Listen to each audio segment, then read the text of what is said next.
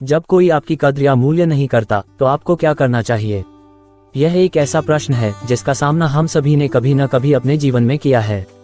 यह प्रश्न हमें सोचने पर मजबूर करता है कि हम अपनी आत्मसम्मान और आत्मगौरव को कैसे बरकरार रखें और उन परिस्थितियों का सामना कैसे करें जब दूसरे लोग हमारी कद्र नहीं करते।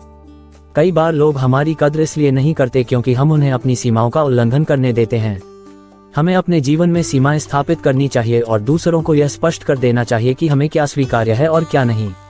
सीमाओं का निर्धारण करना कोई स्वार्थी कदम नहीं है, बल्कि यह एक स्वस्थ और सम्मानजनक संबंध की नींव है।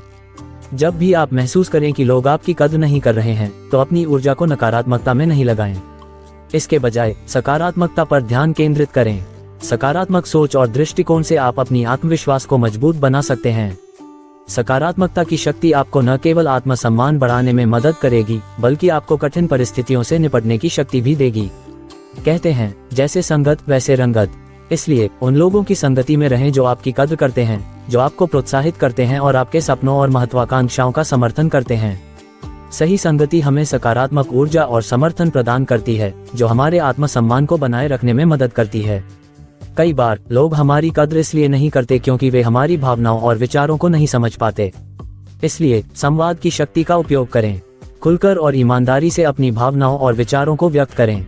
संवाद का उद्देश्य न केवल अपनी बात को सामने रखना है, बल्कि दूसरों की भावनाओं और दृष्टिकोण को समझना भी है।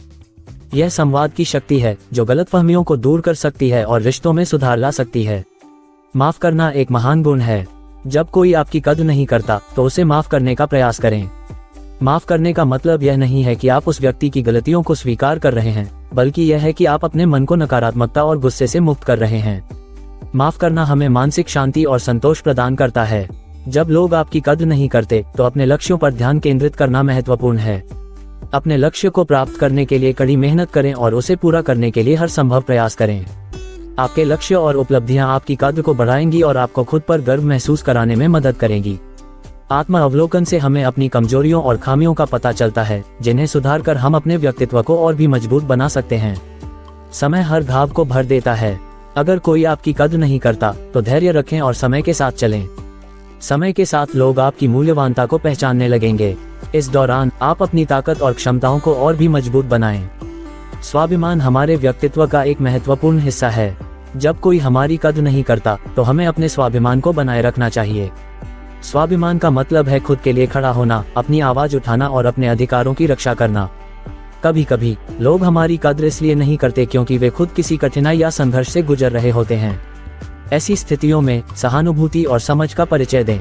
उनके दृष्टिकोण को समझने का प्रयास करें और उनके साथ सहानुभूति रखें।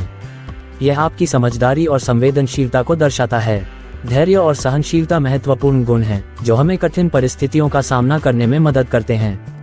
जब कोई आपकी कद्र नहीं करता तो धैर्य रखें और सहनशील बनें।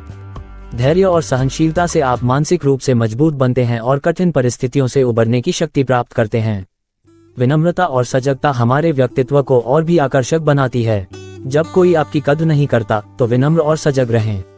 यह आपके आत्मसम्मान को बनाए रखने में मदद करेगी और दूसरों को भी आपकी मूल्यवानता को पहचानने में सहायक होगी। अंत में उम्मीदें रखें। जब भी आप किसी कठिन परिस्थिति का सामना करते हैं तो उम्मीद रखें कि भविष्य में चीजें बेहतर होंगी। उम्मीद हमें सकारात्मक ऊर्जा देती है और हमें अपने लक्ष्यों की ओर बढ़ने के लिए प्रेरित करती है। प्रिय मित्रों, याद रखें कि आपकी मूल्यवानता आपकी खुद की नजर में है। दूसरों की राय पर अपने आत्मसम्मान को निर्भर न करें। खुद को समझें, अपनी ताकत को पहचानें और अपने आत्मसम्मान को बनाए रखें। जब आप खुद की कद्र करेंगे तो दूसरे भी आपकी कद्र करने लगेंगे। धन्यवाद।